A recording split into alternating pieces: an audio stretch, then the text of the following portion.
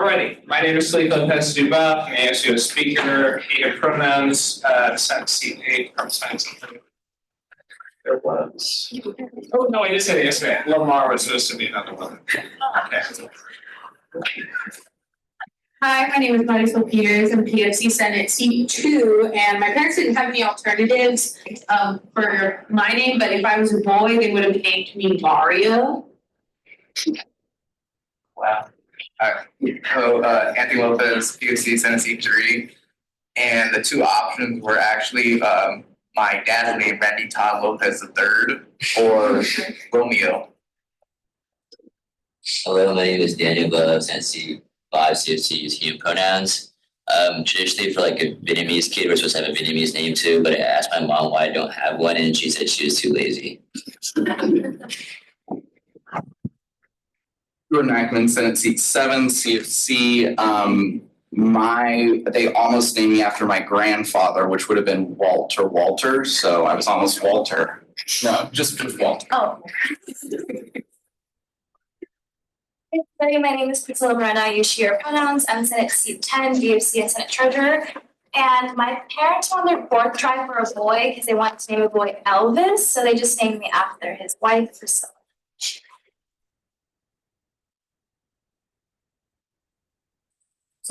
She was on there Senate seat 12. My mom really wanted to name me Charlotte, but my dad wanted it to be a biblical name, so I was named Rachel. Everyone, my name is Subu Malwell, I'm Senate seat 14, human pronouns. I know for a fact my parents were set on my name. My full name is Subramanian, but everyone goes, I've been known my sibling for a while. But my siblings had other names, but for me it was like this or nothing. Hello everyone, my name is Joanna. I she, her pronouns, and I'm Senate seat 15 representing psychology students. And for me, I was always just gonna be Joanne, and they named me after the store, I think, because they wanted me to be like business or something. But my Chinese name is Yang. Hi everyone, my name is Bella Esbeck, Senate seat 16, and the chair of the academic committee. My parents wanted a name that could work both in French and English, so it was between Isabella and Sophia, and then they later named my sister Sophia, but so it worked out. Hi everyone, I'm Frank Paxton. I use she, her pronouns, Senate seat 17. My parents really wanted a boy, and they wanted to name me Stanley. Hi everyone, Jamie Dillon, Senate seat 19, and if I was a girl, I would have been Sophie, and if I was, I knew a Mark. Mark was a really trendy name in Ireland at the time, but I think they had too many friends who were named Mark, so I ended up with Jamie somehow. Hi everyone, my name is Erin. She, her pronouns, Senate seat 20. If I wasn't married, I was supposed to be named Eleanor, but my sister also wanted to name me her daughter that. So she didn't name me that, because I'm my mom's sister and her kids.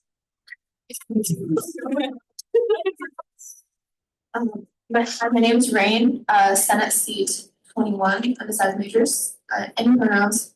And I think my parents had one of the things that I might have been named was Carla after my grandpa, Carl. Another thing I was almost named is Rena, which means something. I don't know what. But both of those kind of wound up as part of my name. So.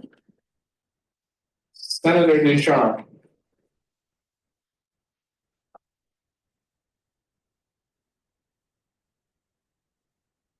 Cameron?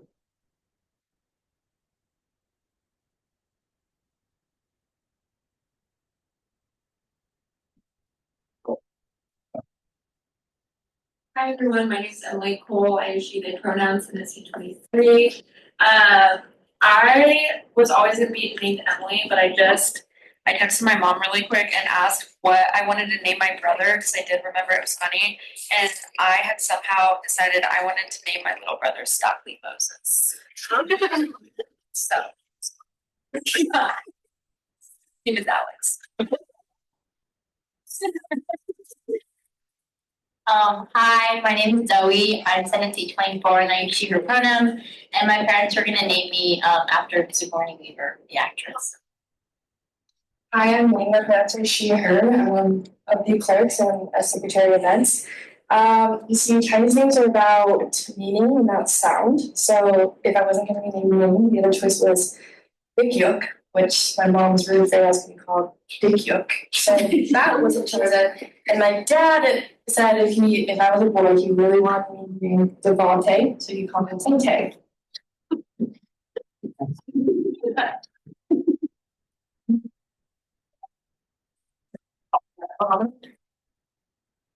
It was just someone. I'm someone Senate 04. Awesome, thank you, Fisher. Hi, my name is Jess Fisher. Sorry, I thought we were gonna start at 7:15. I'm Senate seat 11. My mom really wanted to name me like Lucy after the Beatles song Lucy in the Sky with Diamonds, but her friend had a cat named Lucy and she didn't want to copy that. My Japanese name is Akane, which means bread, and yeah, my name is Jessica. Potter. Hi, my name is Eleanor Potter, CFC Senate Seat 6, and I think I was supposed to originally be named Sage, which is actually my middle name, so I guess my parents just flipped it. Ramirez Pineda. Hello, everybody. My name is Ruth Ramirez Pineda, Senate seat 13. I use she, her pronouns. And I think it was always going to be Root, but the spelling was different. So my mom wanted it with an H, so it'd be Ruth. And it was in English, but my dad wanted it in Spanish. Or it was going to be Regino if I was a boy, which is my dad's name. You Sharp.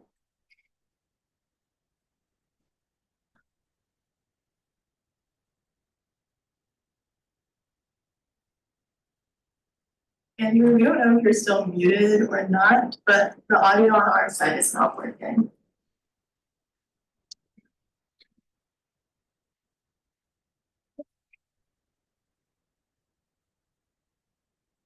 Okay, I'll just introduce myself. My name is Jerry Doherty. I'm Senate Seat 1, Senate Deputy Speaker, PFC Chair. I use she, her pronouns.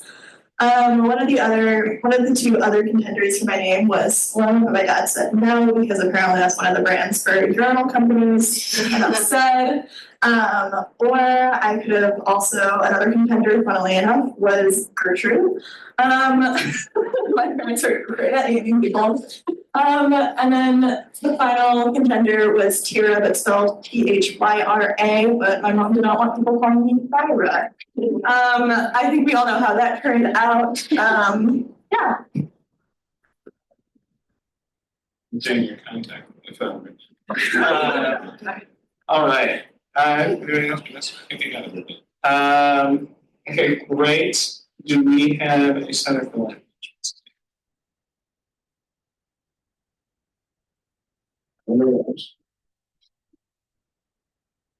The University of Oregon is located on Kalapuya and Leahy, the traditional indigenous homeland of the Kalapuya people. Fallen treaties between 1851 and 1855, Kalapuya people were dispossessed of their indigenous homeland by the United States government and forcibly removed to the Coast Reservation in Western Oregon.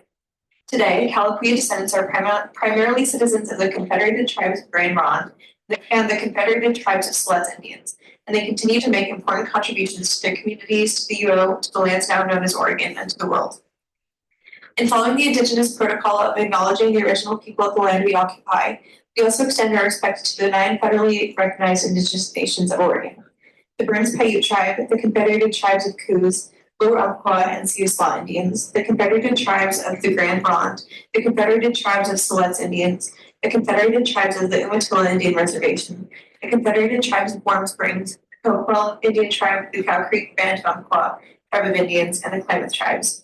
We express our respects to the many more tribes who have ancestral connections to this territory, including the Chinook Indian Nation and the Fort McDermott Paiute and Shoshone tribes, as well as to all other displaced Indigenous peoples who call Oregon home. Seconded Fisher.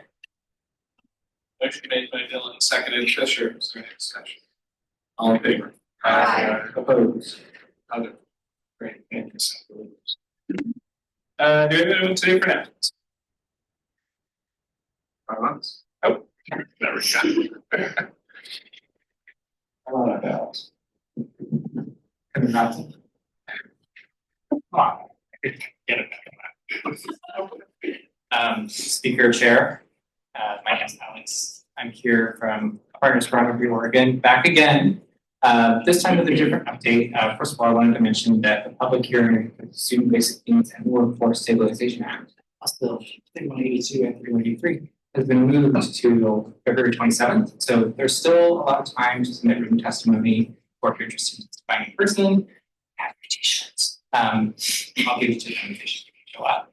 So feel free to reach out to me. But the other thing I wanted to talk about is that we recently launched a campaign calling out the governor for not including the benefits navigators in her governor's recommended budget.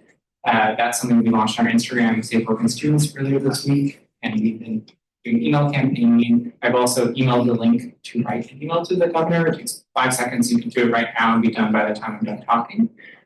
It's really important that we let her know that we're dissatisfied with her, that she's not standing up for students, not living up to her own priorities of supporting basic needs and education. And so far, that campaign's been really effective. We've heard directly from her and know that she's frustrated that we're calling her out, and that means that we need to keep pushing harder. So would really, really appreciate if everyone here would just take 5 seconds out of their night to go on our Instagram, click the link in our bio, and write the governor an email and tell her that you're upset that she's not prioritizing basic needs. Thanks. Thanks, Alex. If any of you have never been able to meet, been fortunate to meet Julia, the basic needs navigator here, she's one of the it's fun for me. So, yeah, thank else. Is there anybody else? Is there any public forum? Okay, move on to financial business. Surplus is standing at $623,034, and an allocated reserve at $34,900. Our first request is surplus request from art.gov.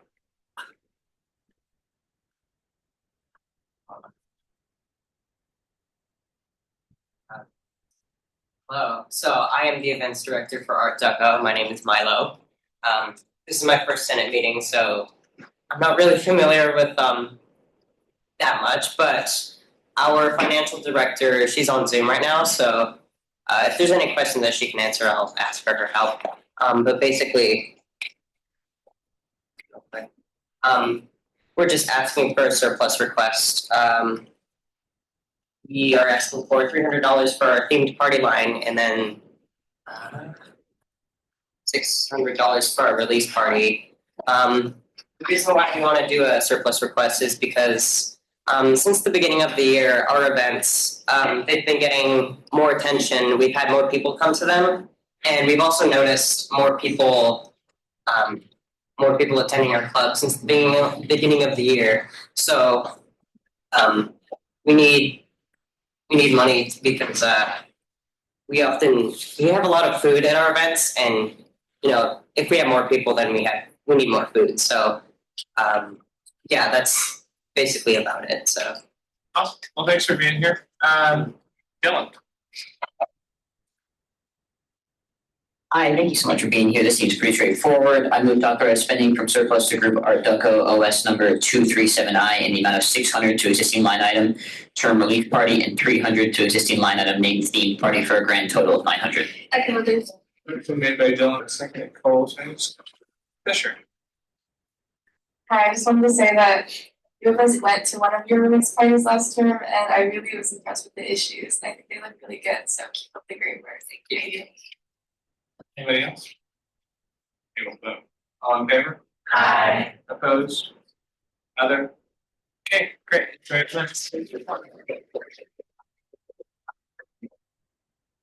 Okay. American Society of Landscape Architects. Does anyone speak on this request? And then we start a little bit earlier, so we can get back to that. Okay, we don't need to table. Women in creative industries. Hi, can you hear me? Yes, we can hear you. How are you? I'm good. How are you? Doing well. All right. My name's Malia. I'm the treasure intern. This is also my first Senate meeting, so if I miss anything, just let me know.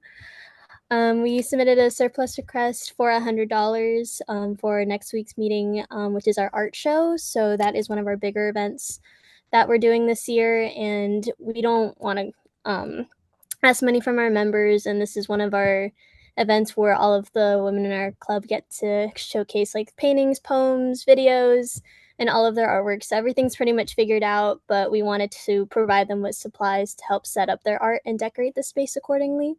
So yeah. Thanks for being here. Senator. Hey, thanks for being here. I'm just gonna make the motion. I'm gonna authorize funding from surplus to group lending fee industry, OS number OS 348, in the amount of $100. That of name. Motion made by Cole, seconded Lopez. Is there any discussion? Okay, all in favor? Aye. Opposed? Other? Okay, thank you so much for being here. Thank you. All right.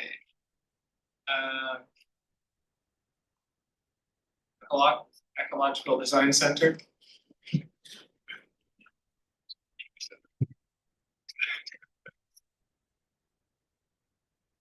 I thank you guys for being here tonight. You guys can go ahead and introduce yourselves and your requests. Hi, my name is Elise O'Brien, and I'm the graduate director. My name is Erin Donahue. I'm the director of finance. Hello, I'm Riza Radi, and I'm the undergrad director. The Ecological Design Center is a legacy organization, and we're hosting a 30th anniversary conference this year. And we are here to ask for some supplements to our budget. We were one of the organizations whose budgets got slashed after COVID. And so we are here to ask for our catering money and for money for a very exciting speaker who's actually 3 speakers, but we're only paying 1, so it's kind of exciting. So I'll let them explain. Okay, yeah. So we basically have 2, main components of this request. We're asking for $2,500 for the speaker. That's for their travel and their lodging, and we said there'll be 3 speakers hosting a workshop. And then our other cost that we're asking for tonight is for catering. We will be providing meals over all 3 days of our conference. So that'll be, I believe, 150 people at each meal. And that is estimated. We don't have like the official number yet, but it's looking like between $7,000 and $9,000. Great, thank you guys so much for being here. Jake and Cisco. Hi, thank you for coming. I was just hoping you could talk a little bit more about the speakers you're having. Yes, I can do that. So Dark Matter University reached out to us and asked to do this collaboration. They are a design collaborative who focuses on tackling anti-racism in design. And they do workshops about how to incorporate this in an education setting. And they just recently did this workshop at UC Berkeley and had the room stuffed because it was so popular and so exciting. And they reached out to us. One of past faculty members works there now, and they were really motivated to work in this conference and had offered to reduce their fee to be the cost of 1 speaker. So we really want to make sure that we can have this workshop. We can get the important students there. Awesome. Okay, thank you. So This sounds so awesome. I just have one quick question. For the food, how many meals are you planning on doing each day? What? Just 1 meal per day? And then how long does the conference go for? 3 days. Or like, is it like the same time frame each day, or is it like? It's Thursday and Friday evenings. Mhm. So from like 4 or 5, we're still working on that number until like 8:30. And then on Saturday it's 9 to 5, and Saturday is Passover. So we're just providing lunch, and we're gonna be done, right at 5 or right before. Oh, pastries and coffee, sorry, on Saturday, because conferences you need pastries and coffee. Amazing, thank you. I'm gonna go ahead and make the motion. I would authorize spending from surplus from Group Ecological Design Center, OS number OS 033I in the amount of $11,500 to assist you in the host conference. Second Withers. Motion made by Elizabeth, seconded Withers, Cole. I was just gonna make the motion and say that all of your outfits are really sick. Senator Wu. Hi, thank you for being here. I just had a quick question. Sorry if you answered this already. I just want a little clarification on the breakdown of the 11,500. Yeah, just a breakdown for like the cost of the fee and then The speaker, it's $2,500, which is, I guess, 500 for lodging, 500 for travel. They're coming up from LA, I believe, and then 1,500 is like a lump sum like compensation, and then for catering is the remaining. Okay, awesome. Thank you. Any other discussion? Okay. Well done. Peters. Aye. Lopez. Aye. Mohammed. Aye. Rowe. Aye. Potter. Aye. Ackman. Aye. Moreno. Aye. Fisher. Aye. Withers. Aye. Ramirez Pineda. Aye. Agaraja. Aye. Wu. Esbeck. Agdalena. Aye. Della. Aye. Luna. Aye. Allen. Aye. Ducharme. Aye. Cole. Aye. Jenkins Hiscox. Aye. Gary. Aye. Nice. Nice. Well, have a great conference, you guys. Guys should talk to, oh yeah, power mapping workshop. Oh, yeah. The landslide. I'm from ASL. I believe I missed the beginning. Yeah, come on. Sorry about that. So you started earlier than we said. Okay. It's really quickly and everybody can. Okay. If everybody could just remember to speak into the microphone, that would be great. Thank you. Come on. All right, so a little packet, I'll pass that around. So we are American Society of Landscape Architects. We're a club that encourages the professional development of landscape architecture and those who are interested in landscape architecture and related fields. We host several events throughout the year. One of them is sort of a tradition. The first Friday of every term, we host folks at the urban farm, and we provide pizza and games. Generally, around 50 people show up. So we're asking for both funding for pizza for first Friday for next spring quarter, and then last Friday is an impromptu event to celebrate the Bachelor of Landscape Architecture students who finish their final projects. And we're celebrating them at the urban farm. It's going to be an event also for people who are interested, and we're kind of seeing off these students who've been involved for the last 4 or 5 years. Awesome. Okay, thank you. Senator Cole. Yeah, it seems pretty straightforward to me, so I'm just gonna make a motion. I move to authorize spending from surplus to Group American Society of Landscape Architects, OS number 284, in the amount of $350 to new line item name last Friday, and $360 to existing line item name first Friday, for a total of $700. Motion made by Cole, seconded Peters. Is there any discussion, Senator Peters? I was just gonna voice my support for this. I think that these events are so important, and the urban farm is incredible, and everyone should go if the opportunity is given to anyone, because it's open. You guys should all go. March 14th is that Friday, 6/8. Oh, I bet just people should go to the urban farm. But is everyone able to go to your? Everyone is welcome. Yeah. Is there any other discussion? Okay, we'll vote. All in favor? Aye. Opposed? Other? Great. Have a great event. Thank you.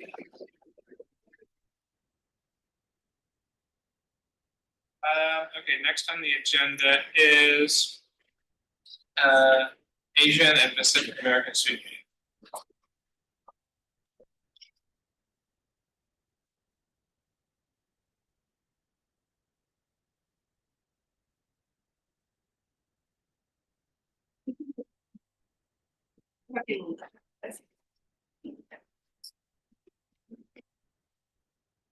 We're gonna start with introductions. I'm Mandy. I'm one of the co-directors for ASUO.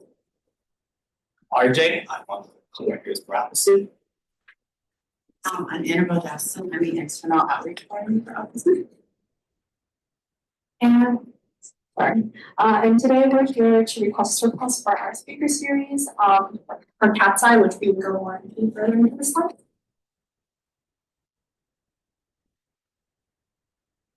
So before we begin, I wanted to introduce our organization. So ASUO stands for the Asian Pacific American Student Union. We were established in 1972 and we have continued to grow since then. Our organization's mission statement is that we seek to educate our members and the local community about issues pertaining to the ANHPI community, but also we coordinate social events to help network and connect students to in these events reflect and celebrate ANHPI culture. So ASUO, we hold events every term, so ranging from weekly recruitment events to large-scale term-by-term events. So in particular, we are requesting surplus for our largest event of the year. So speaker series is held during the spring term and is held in May during ANHPI Heritage Month. And our organization seeks to invite Asian American or Pacific American speakers, such as artists, actors, and speakers, who have made significant impacts on the ANHPI community in UO. This event has traditionally been about 2 hours with an estimated attendance of around 300 to 500 students. And here are some images that we pulled from a previous speaker series. So on the right side, we had the honor of having Thuy, who is a Vietnamese American singer. I actually went to her concert, so she's phenomenal live, but she has made such significant impacts to the Vietnamese American community in America. And she's an LA-based singer. And then on the left side, we have Umi, who was our singer or our speaker for 2024. Umi is a half Black, half Japanese singer who belongs in the LGBTQ plus community, and she's Seattle-based. It doesn't have to be singers, but traditionally, the last 2 years we've had singers, but we've also had actors, comedians, and other online personalities who we've had the honor of having. So. Okay, and then this year's speaker series, we currently have 3 rooms booked in the Emu Hall. The 514, 520, and then 64. And then we also have dates booked in the GSH Great Room. Our expected attendance is between 300 and 500 people. And then advertisements range from digital content, so on Instagram and other social media platforms, and then also physical ones such as flyers seen here at the EMU, and then also a banner which we hung on 13th Avenue. And then it is free to all UO students and community members, and all are welcome. And then seats are first come, first served, with the exception of sponsors who might have reserved seats. Next, please. And then this year we are interested in inviting Cat's Eye. They are an LA-based girl group, and they formed in 2024 a show called Popstar Academy. They have 6 members of different cultural and ethnic backgrounds, ranging at least in the Asian community. We have a member who's Filipino, one who is Chinese, Singaporean, Indian, and then outside of the Asian American community, there's also a member who is Swiss and Ghanaian, and then also a member who is Venezuelan Cuban. And then one reason that we believe UO students connect well with this group is because of the show which they formed on. We were really able to see their passion and how hard they worked to become the girl group that they are now. And we also are interested in Cat's Eye specifically because they are the most diverse group of individuals that we've ever had for speaker series. And this kind of just continues our mission of inviting diverse people. And then in the event that they are not available, we also have a backup, Grant Paris.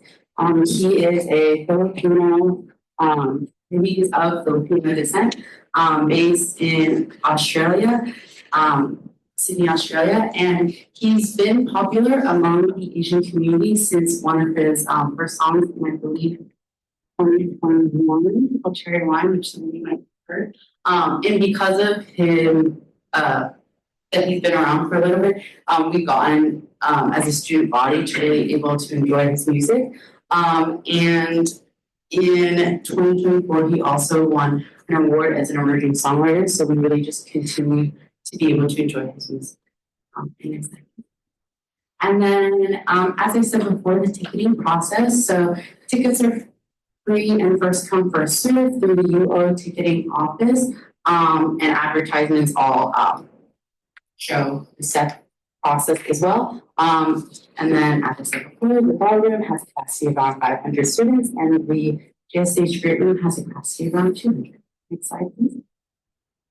And then finally, these are the sponsorship benefits that we are advertising to our different sponsors. So far, we have reached out to the Residence Hall Association as well as the ADPI alumni group, and then also the ADPI strategy group. And then ADPI stands for the Asian, Asia, Pacific Islander.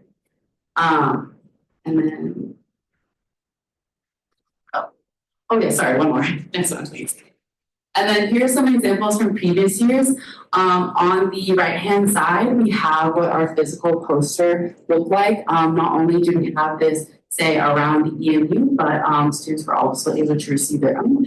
And then on the left-hand side was our Instagram promotion that we spread around to all our social medias. And then we also had a larger version of that as a banner that we hung on 13.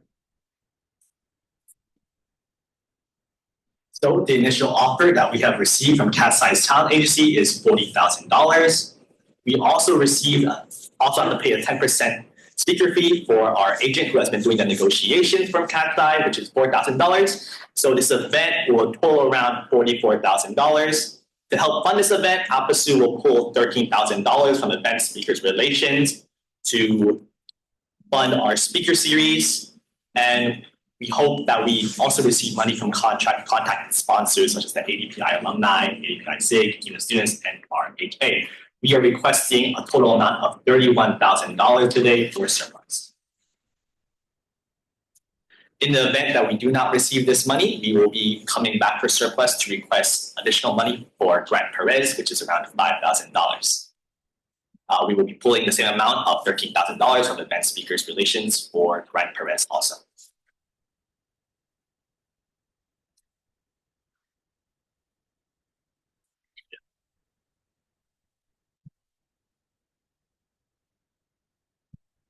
A fantastic presentation, everyone. Thanks for being here. First, on speakers are Senator Withers.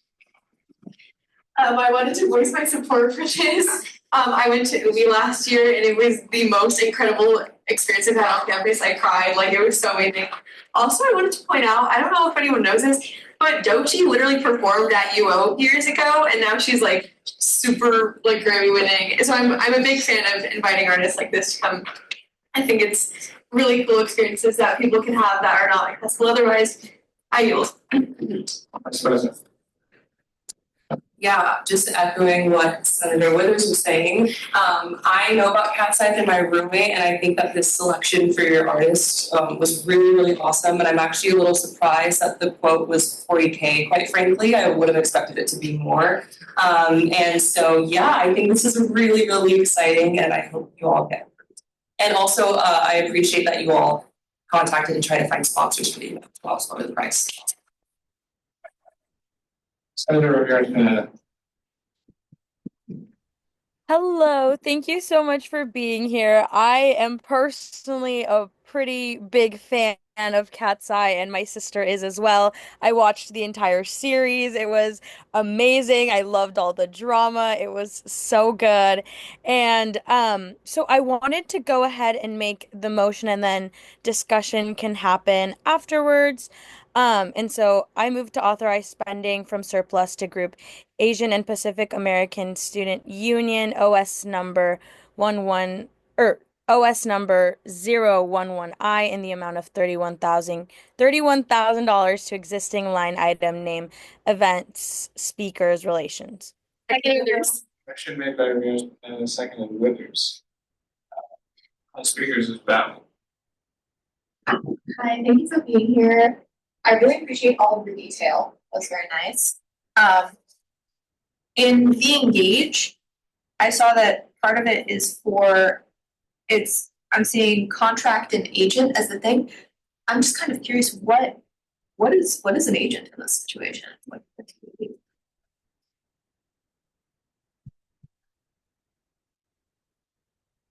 Basically, an agent kind of is our middleman between us and the artist. So they kind of handle that conversation and use that language that I'm sure some of us might not understand when contracting that kind of stuff.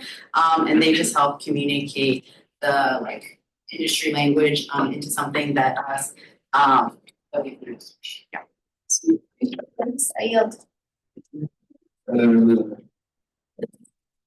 Looks incredible. I was just curious, what's the process like for like confirming the artists? Are you looking for like getting surplus or something you can like have them engaged? So I was actually a part of the team last year who helped contract the movie. And while I wasn't really involved in the actual contracting process, I know that once we had surplus requests approved, we got back in contact with the agent to finalize the details on the contract, and then we go ahead and sign that, and they basically just check in to see with them to see if we are able to, if they are available to do those dates right now. We just wanted to make sure that we actually have the funds before we get any solid confirmation. Thanks, definitely. Thank you. Anybody else? Bell, Peters. Aye. Lopez. Aye. Muhammad. Bo. Aye. Potter. Aye. Ackman. Aye. Moreno. Fisher. Aye. Withers. Aye. Ramirez Pineda. Aye. Nagarajan. Aye. Wu. Aye. Esbeck. Aye. Pagdalina. Skro. Oh, sorry. I saw Skro. Dylan. Aye. Lindemann. Aye. Bauman. Aye. Ducharme. Aye. Cole. Aye. Jenkins is cut. Aye. Garrett. Aye. And I say aye as well.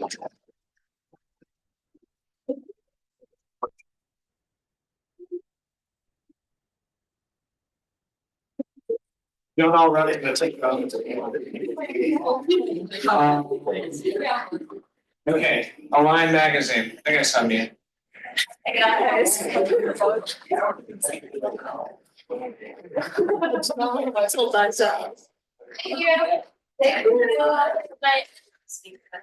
Hi guys, I have a pretty simple request today.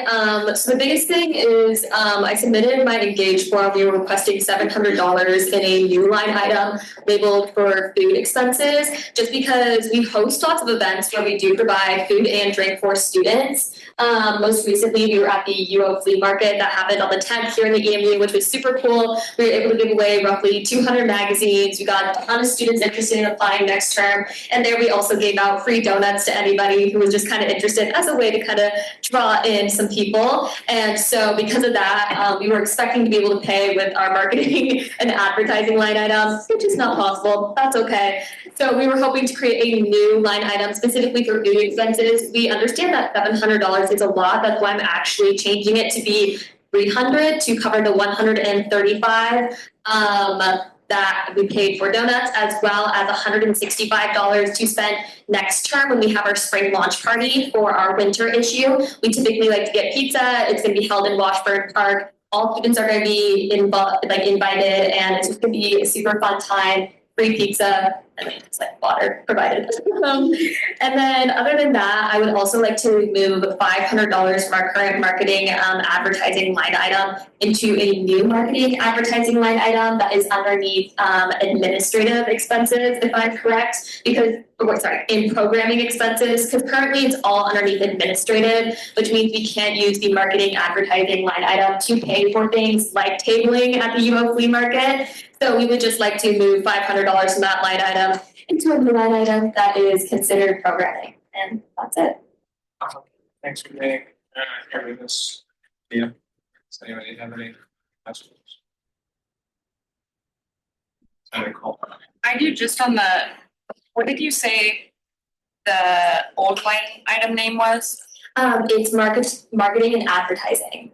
Marketing and advertising. And the new one is programming? It's currently underneath administrative expenses. I actually was chatting with Marisol today, and we were under the belief that we were going to be able to pay for tabling fees and stuff through that, but since it's under administrative, we can't. And so moving $500 from that into a new line item that's named the exact same, but it's just considered programming.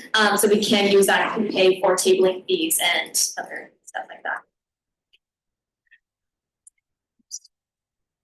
Yeah. Peters. Thank you. Hi. Yeah, so I met with Mia earlier today to talk about this. So basically, there's line item categories, and there's the administrative category, and then there's the programming category. And if you remember when she came to surplus and requested for advertising, that money went into the administrative section. But in order to receive reimbursements for spending, getting food and stuff, that money needs to be in the programming section, and you can't transfer between administrative and programming. Oh, that's so stupid. So that's what she's here to request surplus because, yeah. Yeah, I'm so sorry. I totally forgot. I'm sorry. I've been in meetings since I'm tired. I guess, then I would be requesting $500 in that new line item because it would not be able to be transferable from administrative to programming, if I'm correct. I mean, ideally, that's what we would like to do, but. Yeah, I think you're correct, man. Anybody?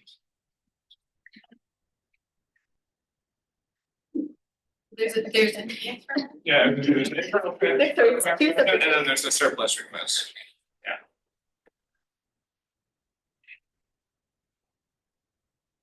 Yeah. Okay, I just want to confirm, so the surplus request is still $300? Yes, correct. And then we're still doing a transfer request from marketing and advertising to programming? Yes, correct. Okay, so that's the same. Just make two different. Whomever makes the motion, just make two separate. Okay. I'll do the first one. I move to authorize spending from surplus from Group Align Magazine, OS number OS312I, and another $300 to new line item name, food, and drink. Second, Dylan. Motion made by Whitman, seconded by Dylan. Any discussion? All in favor? Aye. Opposed? I'm there. Okay, great. Get that one separate.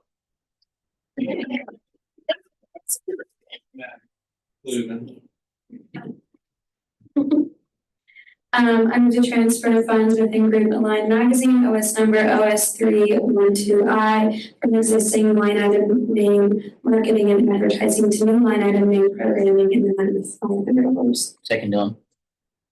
Motion made by Whitman, seconded by Dylan. Is there any discussion? All in favor? Aye. Opposed? Other. Great. Okay, wonderful. Alrighty. Next on the agenda, ASUO Elections Board.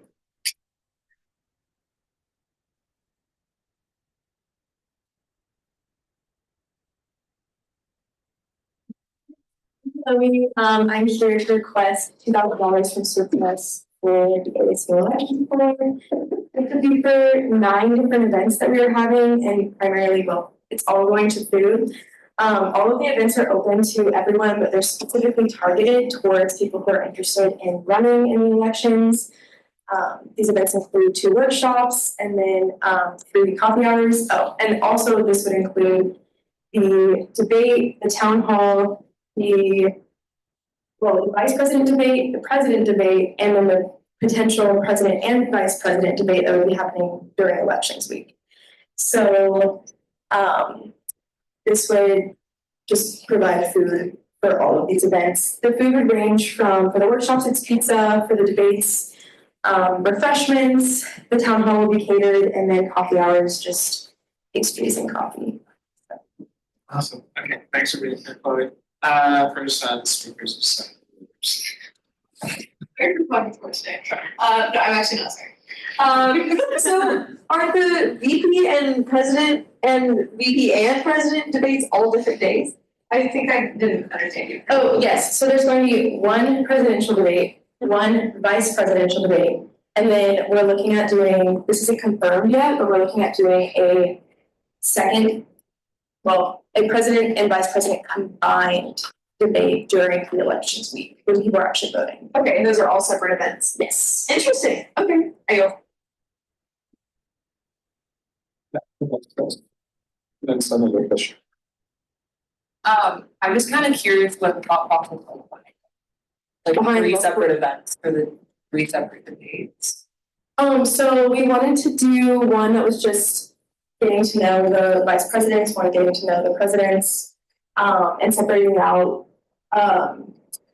people. Well, we were discussing how last year being able to, for everyone to say their full message, it was kind of hard to balance both the president and vice president kind of going back and forth when they were answering.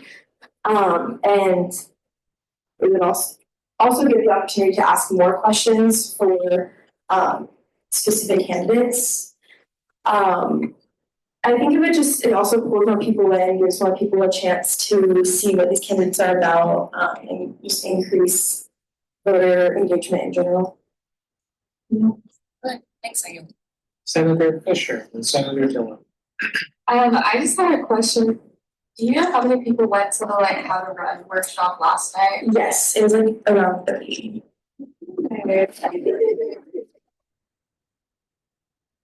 Okay, that was my question. Ayub. Senator Dillon.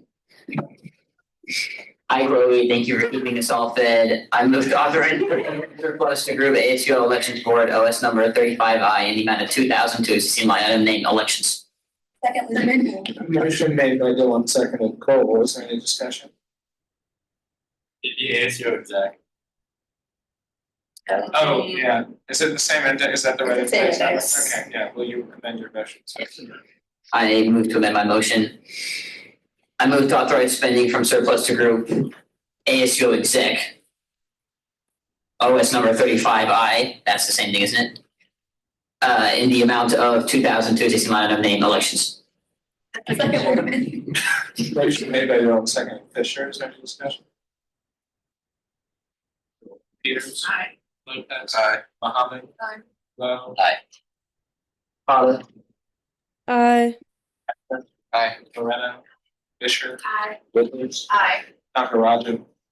Rue. Esbeck. Axelou. Dillon. Aye. Stephen. Aye. Almond. Aye. Ducharme. Aye. Cole. Aye. Jenkins is out. Aye. Gary. Aye. And I say aye as well.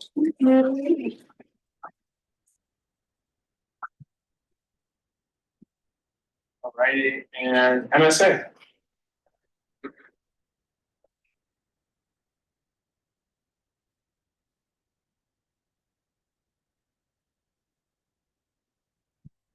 I was gonna say you can take it off. I think it's easier. So my request has to do with setting up a new line item in my administrator section. Okay, awesome. It's just making a new line item, right? It's not transferring. It is just making a new line item, but listening to you guys' discussions, I can't move money from my programming to my admin, right? Okay, but that's you guys next week as well. I think what is going to happen is Peters is going to talk to Stops tomorrow and have a final. Well, you literally just said that you would. And we'll have a final decision tomorrow or a final answer tomorrow. No, I think you guys are right, because I remember when we wanted to finish up our budget, take from the retreat fund, they wouldn't let us. I'm pretty sure that we are right, because I usually am right is the thing. Yeah, if you want to go ahead, I would say go ahead. Sorry, I'm practicing for next week when I take over. If you want to keep going ahead with your request, then go ahead. But also, I would highly recommend maybe waiting for that final answer from SOX. I mean, it doesn't matter, I can just get the line item. Yeah. Balvin? Hi, thank you for being here. I don't know if this is just my computer or something. How much are you requesting? I wasn't requesting any money under the assumption that I can take from my winter term fall. Oh, okay, that makes sense. Thank you, I yield. Yes. I was gonna say, do you want to wait to make the line item till we know if it should go in I'm already here, and I'm coming next Wednesday on a different surplus request, so we might as well make the line item today. All right. Sounds good. Now let's see. Is it just I move to create new line item? I move to create new line item for.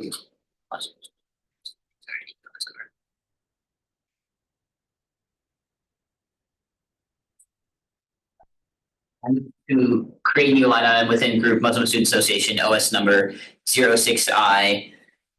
Line item named office supplies in administrative expense. Hmm?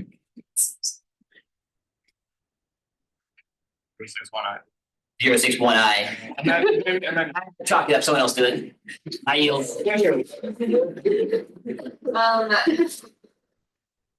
So close. So close. I need to create a new line item for Group Muslim Student Association OS 061I titled Office Supplies and Administrative Expense Total Section. Second. Motion made by Fisher, second by Lopez. Okay, we'll call on activation. All in favor? Aye. Opposed? Other? Right, there you go. See you next week. All righty. Everyone, we have concluded financial business before 8 p.m.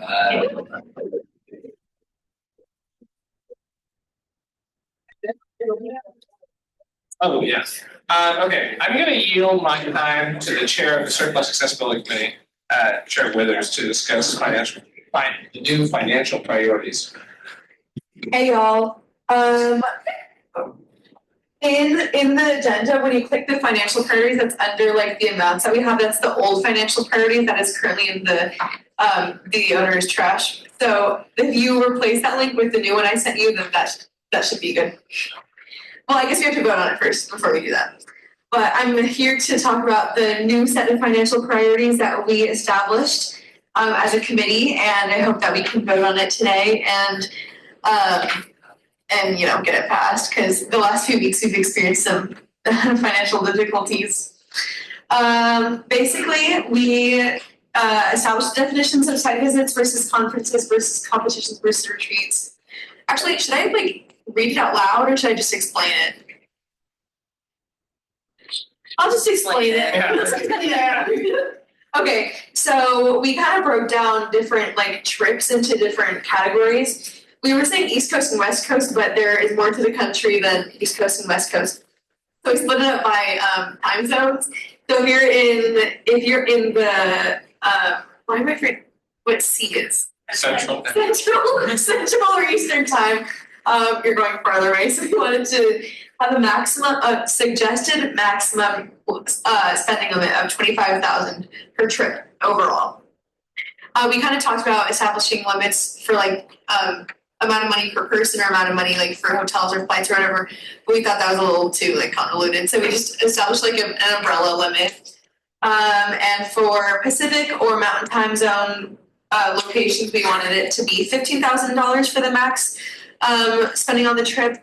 And we wanted to establish a timeline limit. We don't want to be funding trips for more than 6 days, including a minimum of, not a minute, if you're there for 6 days, then you have to be have 4 days of programming, 2 travel days maximum.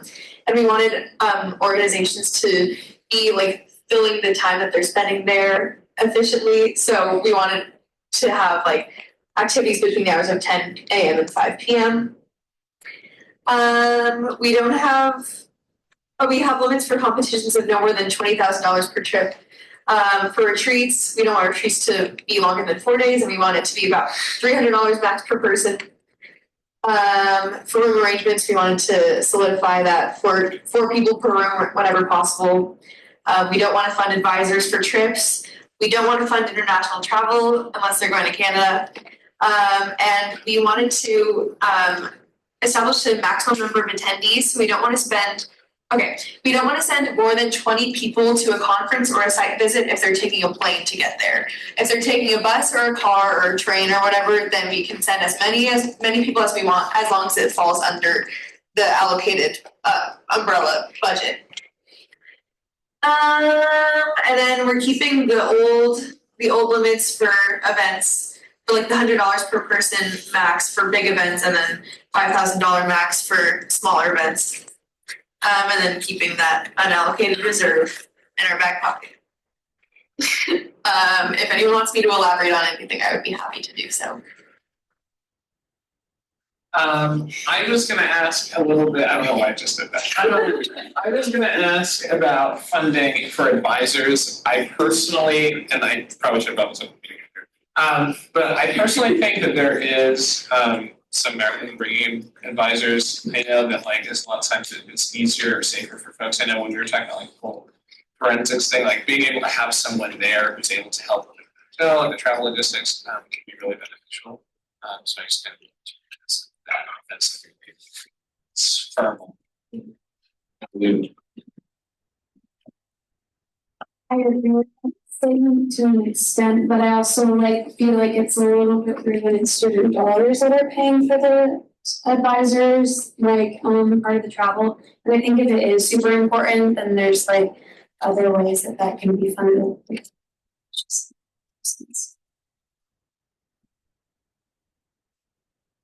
I think this is a discussion for all of Senate, not just for me. So yeah, I think those 2 points that were brought up are very valid. So I'd like to hear other people's opinions. What if we had they look for funding for advisors other place, and then if you absolutely can't find it, and then a limit on you can only take one advisor or something like that? Yeah, maybe worth suggesting. Try to find other sources of funding for an advisor. I mean, I do agree that I see the student dollar point. I think it kind of takes me back to department-based programs where we pay for pro staff who aren't exactly paying into the IP, but that's sort of my opinion.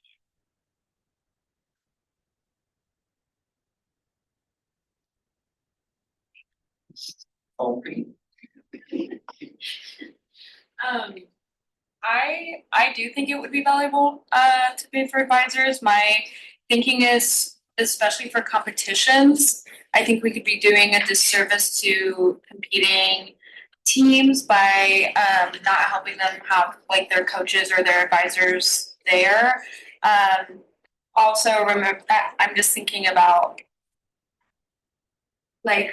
for students who maybe haven't traveled before and are traveling for the first time, flights and navigating airports and things can be scary and is not an experience that everyone has had. And sometimes I feel through these trips that the university puts on is their first time traveling.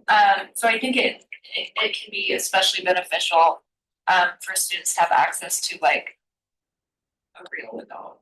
I forgot that we had in the financial priorities it says if advisors are vital to the operation of site visits or competition, the Senate may consider funding an advisor. Otherwise, outside funds will be used to cover these costs. So that's. I think I think that I would be really comfortable with that language because then we're not shutting anyone out or making anyone feel like they can't bring that to us or ask for funding for an advisor if they need it, and that can be a case by case basis. But I think it's hard to do a blanket for that.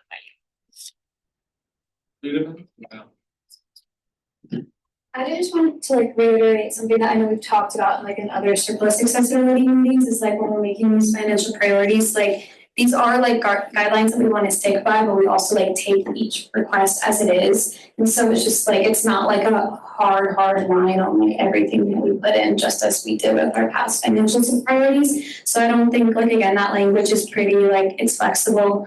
And I think, yeah, I don't think we should be too concerned if there's like room for specific requests. Yeah.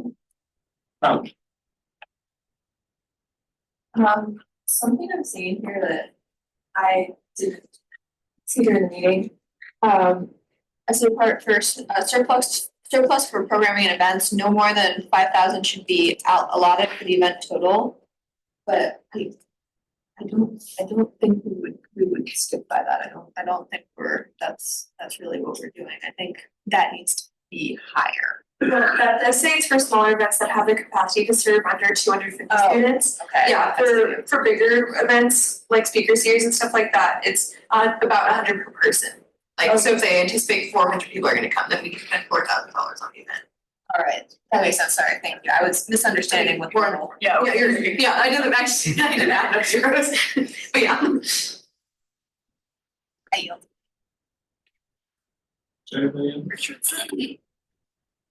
DFC chair. Yeah, I just have a quick note. I do stand by the advisory thing. I totally think that I support students. I think we went past that though. I did just kind of want to ask, does the DC trip fall into these guidelines? Yeah, genuine question. The ASUO DC trip. I mean, it's not funded by surplus. It is, it's true. It's not funded by surplus. Correct. I don't think that's carried forward. I'm It's not a good idea. I think it's actually from some of the revenue from our concert last year, 2 years ago. Okay. Great. Okay.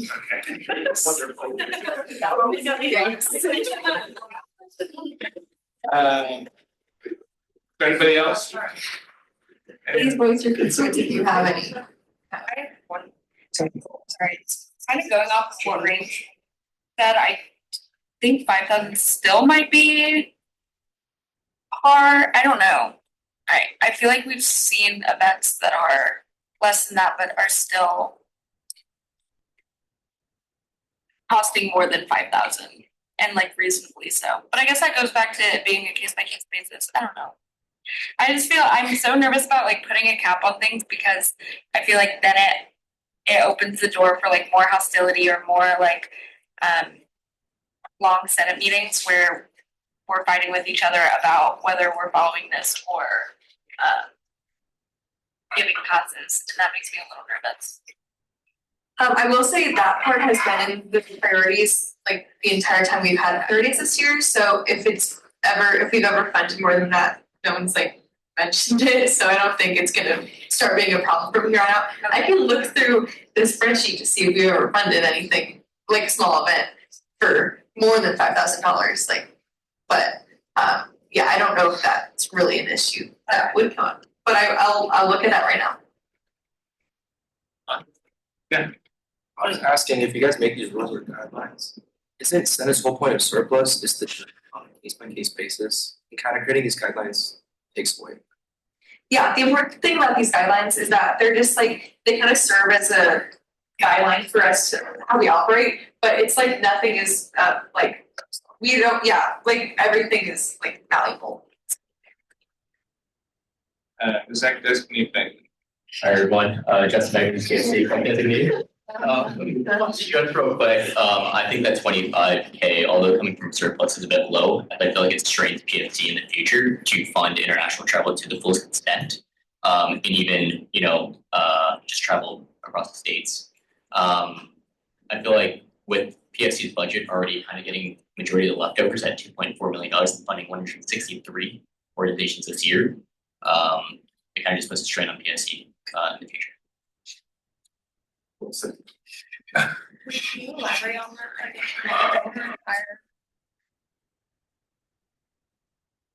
Elaborate on. Yeah, sorry.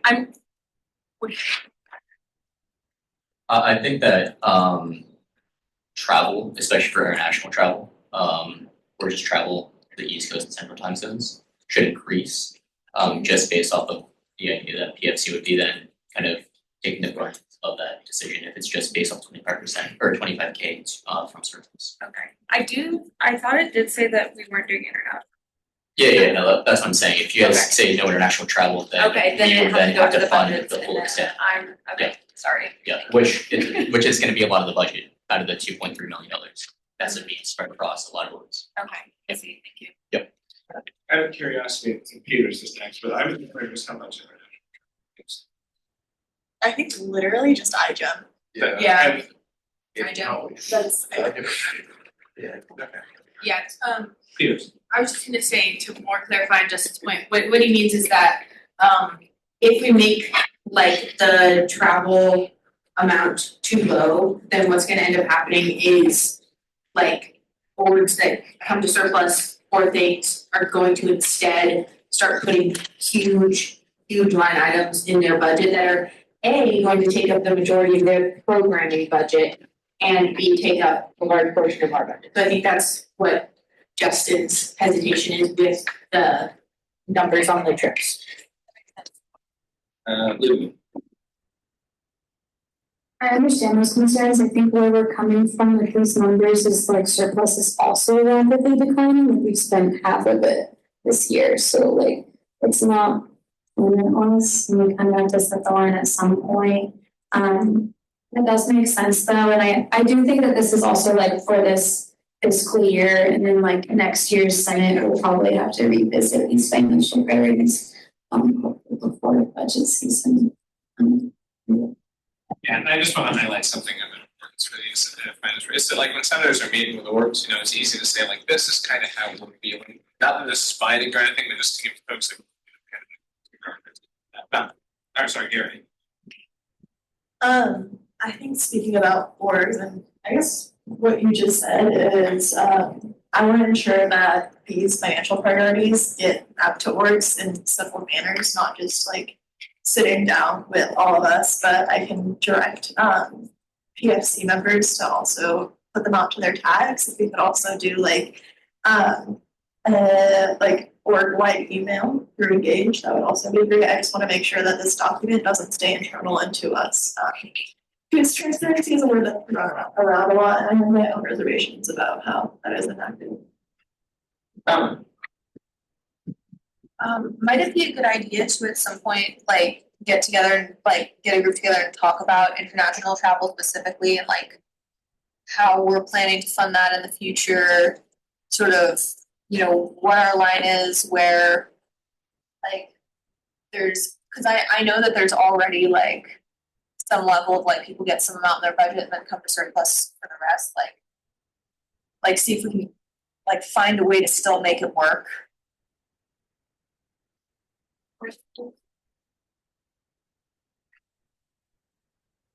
Yes. Well, I think what PFC is saying.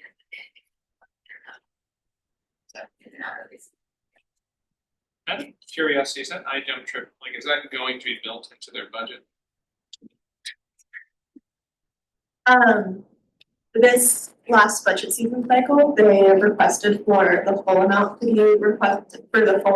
be instated in their budget, but considering that they were a newly recognized organization and that this was their first year as an org, and they have some method of supplemental funding, we decided, I think, to do like 8,500 in total.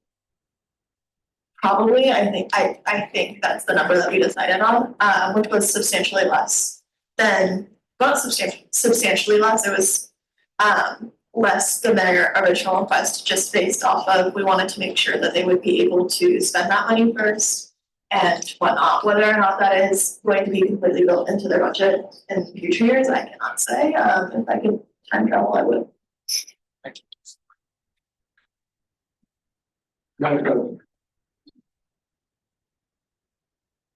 I had mentioned it at the accessibility committee meeting on Monday as well, but I was wondering if there's been any thought of like to adding criteria or maybe positives that make you kind of view student orgs or like funding student orgs through the surplus a bit more leniently, like considerations to see if they want to find ulterior sources of funding? Like, do you guys keep that in mind to maybe approve their request, or like, I don't know. I think that's just one example I kind of thought of, but I think it's food for thought, and I wanted to hear if anyone had any thoughts. I really like that idea, but I don't think that's something we need to necessarily put in these financial priorities right now. I think that's something my opinion on this is like we can just kind of keep that in mind as a Senate and like maybe keep track of like similar to how PFC does the point system. We can just have something like that, like separate from this. Roger. I was curious about Kyle's question as well, so I looked at it, and had this come from surplus, this would have fallen narrowly into the new financial priorities. So 10 people are going for 6 days, 4 of which are programming and 2 of which are travel days. It does contain programming within the hours of 10 a.m. and 5 p.m. The trip is in total $14,500 for 10 people. So it falls within the 25,000. Flights, I think, are about 500 per person, not 1,500 per person. And lodging, I believe, is 250 I believe is 500 per night for the whole org. And so it falls within the priorities for Eastern Standard Time trips. Thank you. Is there any other discussion? I've been looking through the history of surplus, and I really can't find any small events that we funded other than like today we funded the ASLA first and last Fridays and like the Art Deco things, and both of those requests were under $1,000. So I don't think it's an issue that we have a limit of 5,000. I guess a concern that just came up for me is like what Robbie said, we're spending $15,000 on 10 people. I'm worried that with this we'll fund like trips for like $25,000 to send like 5 people to the East Coast. That's a brand new thought. But it is something I wanted to voice because 2 other people. I almost think it's something that the Senate will have oversight of. You know what I mean? Like they'll say we want to send 5 people to Maryland or wherever. We'll say, Okay. I'm just worried that people are gonna be like, well, we never told the orgs that we don't want to spend $5,000 on each person, so we have to do it. That's a good. No, I was just gonna say that if they're spending $5,000 per person, maybe we'll catch that. Okay. This is going, but I wasn't gonna say anything more than that. Besides another just a question, so we're like adopting this like any other resolution? Okay. Well, yeah, but you don't read it. You say I moved to adopt the vote. Okay. Gary.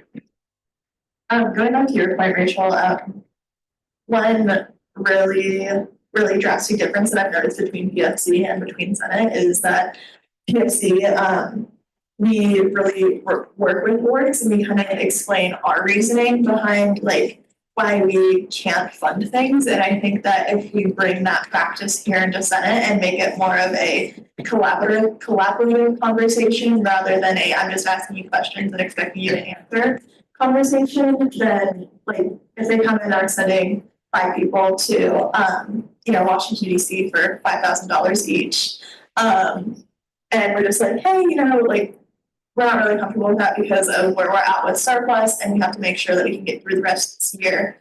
Then I think that will be like a nicer conversation to have than being like, no. So anyway, I yield.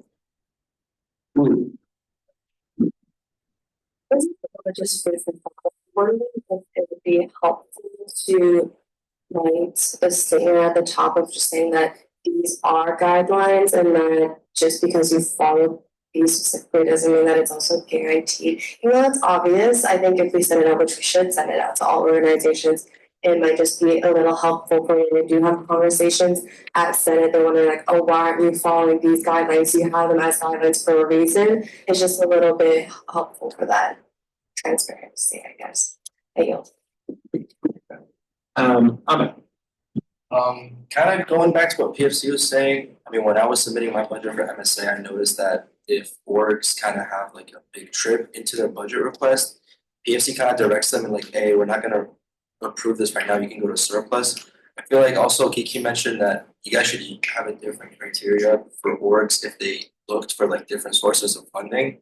So I mean, if an org comes in here and tells you, hey, like we actually have this plan for a while and in our budget this year, we had requested it, but they told us to go to surplus, that should also be taken into account. Yeah, that's a really good point. I immediately thought of like going to Hawaii last year. They had a really large event, I think $60,000 or $70,000. They tried it. They actually got a lot of sponsorships for this.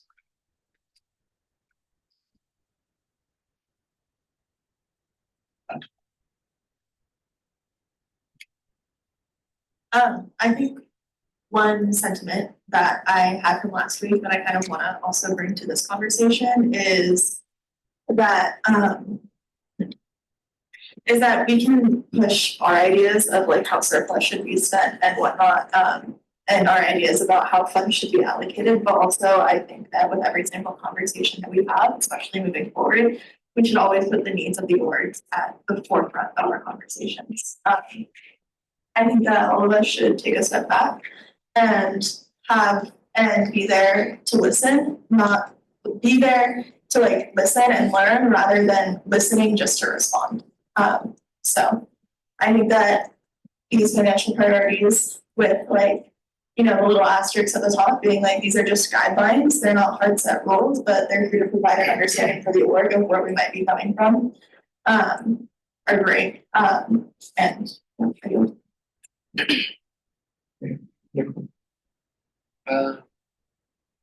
a motion. Or is that, or do you want to add that? I think we should add it before we vote on it. That's good.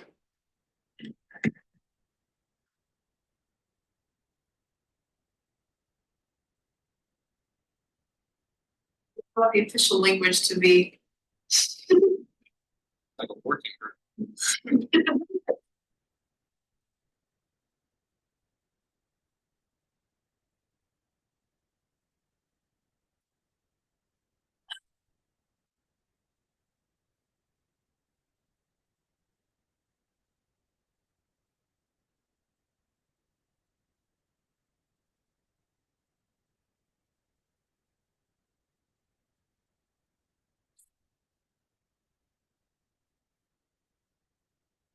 I don't know. Is that good? Like. Do you have any suggestions? I'm not a. So. Yeah. Do you want to say flexible? Well, I don't want to make it too flexible though. Yeah. Like, because we do want to stick to these.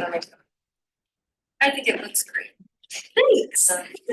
I don't want to be bold. I'm loving it.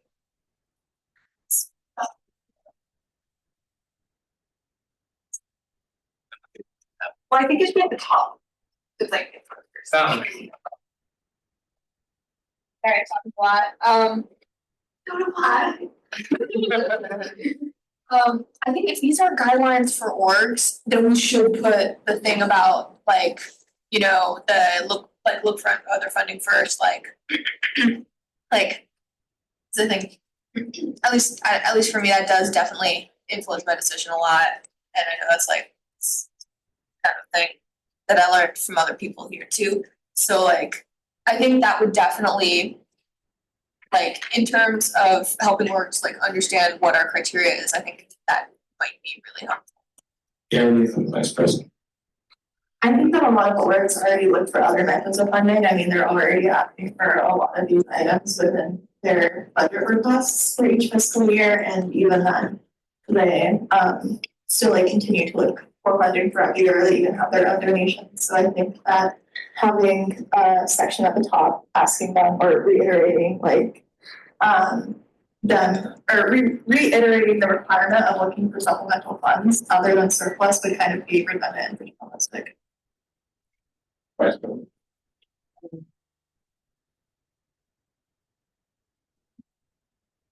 Okay, we all comfortable with the language that Willis just put up here? Is anyone opposed? Okay. I move to adopt the ASUO Senate 2024 financial priorities recommendation. Revised. Second. Motion made by second. Any discussion?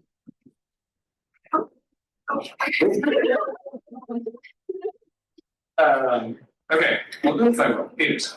Lopez. Aye. Otter. Aye. Aye. Moreno. Fisher. Aye. Withers. Aye. Nakarada. Wu. Aye. Elsbeth. Aye. Clune. Dylan. Aye. Lewin. Aye. Bowman. Ducharme. Aye. Cole. Jenkins. Aye. Garrett. Aye. I say aye. Wait, time out. You Oh, forgot again. I'm so sorry. I'm so sorry. Oh, I say aye too, but Okay, great. The motion is adopted. Thank you, everyone on the committee. I will update the hyperlink that's under the financial business to reflect any updated parties. Okay, we have concluded that. Vice President. Thank you, Speaker. Okay, so the election workshop event took place yesterday from 5:30 to 6:30. As you heard from Chloe, and it was a huge success. So yeah, okay. Cultural competency confirmed date March 10th at 6:30 p.m. So if you haven't already, please put it in your calendars. We're in talks about catering Jersey Mike's. I don't know. So if you have thoughts on that, then you know. All right, next thing we got resource drives for the LA wildfires, and we're also going to do a resource drive for Palestine. So this is something that we're taking on, and it's going to be really cool, but X definitely has a lot more details about it. It's just the project that we kind of started the planning process for as of this week. So more details are to come regarding that. March 8th is the Winterfest, and so signups for tabling for student orgs are going to close on Friday. I think we extended the deadline. So at noon. Thank you so much from Daphne Patrick herself. So yeah, if you know any student orgs who'd be interested in tabling, then holla at Daphne. Okay, great. And also, oh yes, so the student trustee position, the board of trustees, Mario and I, are going to be starting the hiring process and a scouting process for it. I think I'm not really sure if it's constitutional or not that Mario and I work on finding the next trustee student position, but we had talks already today with some of the administrative faculty about the timelines, and we're going to backwards plan. We can tell you a lot more details about the committee seeking process as time passes, but Mario and I have kind of decided that we want to keep the committee and the research, like the search committee for this position, very, very, very, I don't want to say insular, but we definitely don't want as many ASUO members a part of it just to completely rid of any potential conflicts of interest or biases. And so we are hoping to kind of have a diverse pool of students from different backgrounds throughout campus to serve on the committee. So if you know anyone who has that or could be interested or really good to apply for the position, because it is an insane position and anyone should be interested in that, or to be on the committee, please let me or Mariam know. We're going to have more details in the ongoing weeks. And yeah, Kyle Richardson will be my delegate at Senate next week, as I will be in DC. So yeah, he's right over there. Yeah, that's all I have. Thank you. Awesome. All right. PFC update. This is our first PFC non-budget hearing update, and a very, very, very long night. PFC met today at 5:30 p.m. and we were graced by the presence of ASUO Director of Finance, Mr. Hunter Morgan, who brought us donuts. They were very delicious. BFC is currently hiring, we have an internal committee searching for, BFC at-large seat one. It is being led by, exec designee Justin Bagley, our vice chair Anna Lee, and Avery McDowell, BFC at-large two.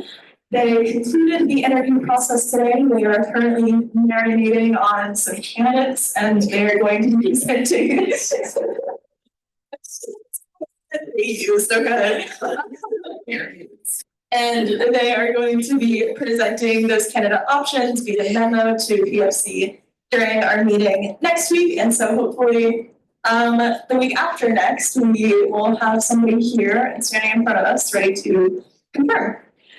For the rest of the term / year, PFC is going to be working on a lot of projects. I think one idea that has been floated around a little bit is updating our Instagram page, which, by the way, if you don't follow it, you definitely should, to kind of broadcast more information to student orgs in a more accessible way, because emails are terrible. What is it? Lopez, what's the handle? That's a good question. Justin Bagley, you're also running that, what are you? ASUO PFC. Go follow it right now.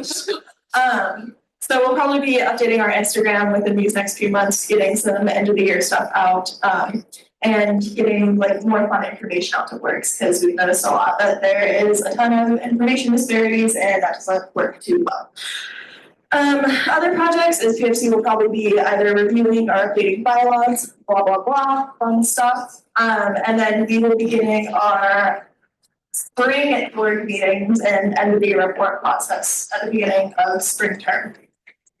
Other than that, Chair Richardson so graciously gave me the approval to make the update to everybody. If you have not seen the chat, or if you did not see the chat yesterday, Shoals approved our budget. Very enthusiastic. Yeah, and I think I'll just give my VP update now. The Marshall, so I've been talking to Daphne and Bobby about the martial arts working group because they contacted, I think, a handful of us a few weeks ago, and I think that I sent out a reminder in the chat being like, please, hey, like, let's reach out to the martial arts working group. We learned today that they had still not been reached out to, and I think that that is not a good look for Senate. So if somebody, I don't know who, if somebody wants to like take that project up and chair the working group for that, could you please just like put in the chat that you're going to be sharing that, and could you please like send them an email ASAP, because it's been like 2 or 3 weeks at this point. And I think that needs to be done ASAP. And then tomorrow, Cole, Daphne, Robbie, and I think it's tomorrow. I don't know. Yeah. Tomorrow. You're okay. We will be kind of starting up the law working group again, and be discussing supplemental ways to get requirements done and other ways that we can support law orgs. I'm yield.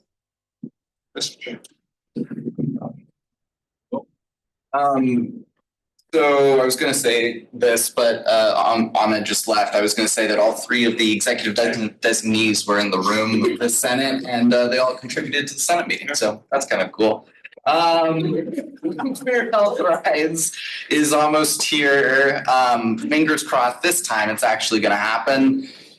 Yeah, hopefully that happens. So working with that, just one more thing needs to get back to us from Uber. CFC meeting Tuesday at 6 p.m. Update where that is at. And then I'm going to move. So everyone knows here about the Co-op Family Center and how it was a process to get funding this year. And so I'm going to move to create a working group. I moved to create a working group named Co-op Family Center Funding Working Group. Second Cole. Motion made by Ackman, second Cole. Is there any discussion? All in favor? Aye. Opposed? Other? Great. So awesome. So yeah, that's kind of what it says on the tin. Working to try to find other ways to fund things, to fund specifically the Co-op Family Center. Thank you. That is my update. Senator. Yes, DFC we met on Monday. We also got donuts from Hunter, so thank you, Hunter from DFC. And we met to discuss the forensics working group, and I will now yield to Chair Richardson. Hi everyone again. Yes, we had a first meeting with the forensic working group. Let's say it was a little lackluster. Was hoping for some more participation from forensics people, but that's all right. We'll get there. I also had a very productive phone call today with another interested student that has some experience with administration and has relationships with a lot of people that we need to work with on this. And so that was really good. Yielded some good ideas and next steps. I think we're going to begin talking with these directors and administrators of potential new homes. As usual, if you're curious, interested, please let me know. I'm happy to have whoever on there. Yeah, that's pretty much it. We are moving along slowly, and hopefully by the end of the school year, we will have a good recommendation to the provost. Thank you very much. There is no University Senate update. Chair has been.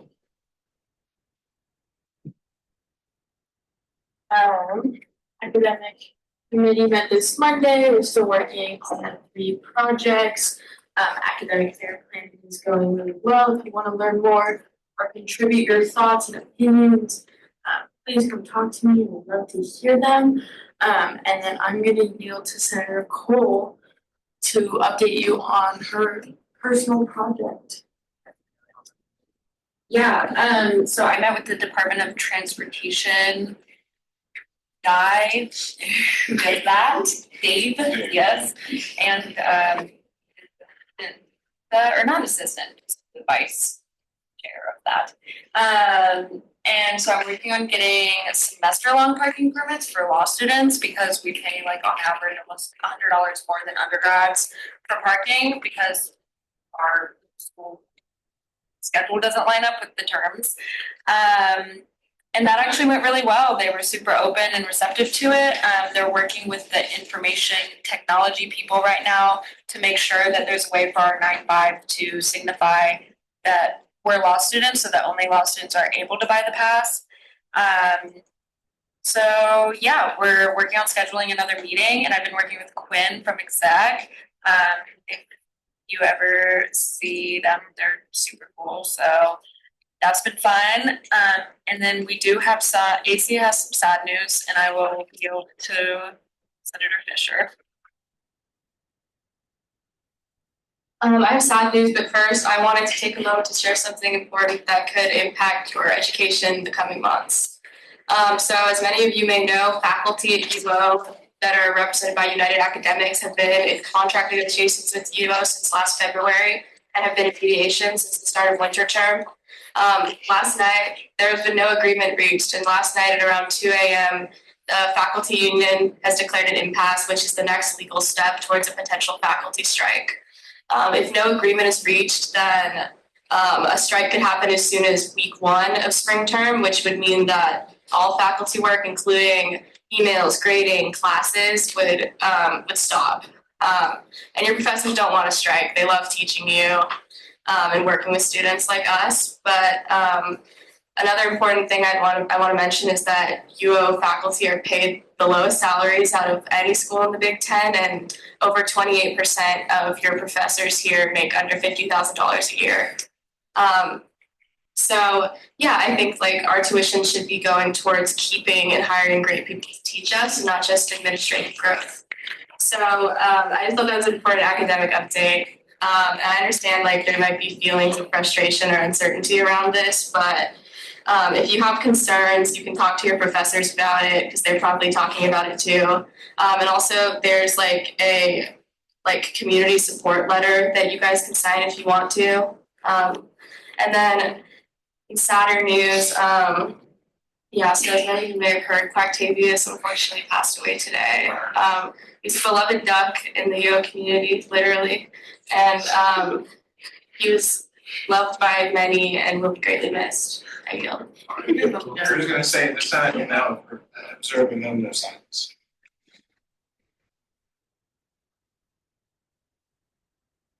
That's pretty good. All right. Senator Potter. Hello. Just please remember to sign out of your office hours because I've noticed a lot of people haven't been. And please, please, please update your winter office hours. I noticed a lot of people still have not done that. And then continue attending org events. Thank you. I yield.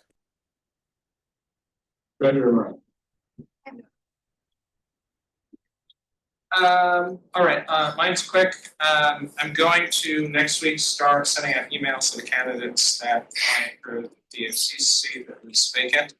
And with the hope that the interviews will start the beginning of that DC. That note, Deputy Speaker will be the Speaker for 10 next week on that. So you're ready? Yeah. You're ready. I mean, I was also going to acknowledge the fasting. So thank you. Yeah, other than that, I got no updates. Please vote in that poll about what's happening, and then I'm going to yield to the chair, Liz. We're on to the during public forum. I just want to let everyone know that Concord thankfully approved our food security resolution and Salem bill.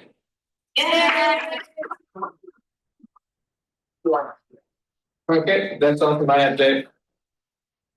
I move to approve the minutes from February 12th, 2025. Motion made by Johnson and Peters. Any discussion? All in favor? Aye. Opposed? Other? Motion made by all in favor? Aye. Opposed? Other? The Senate Senator shall therefore take 7 p.m.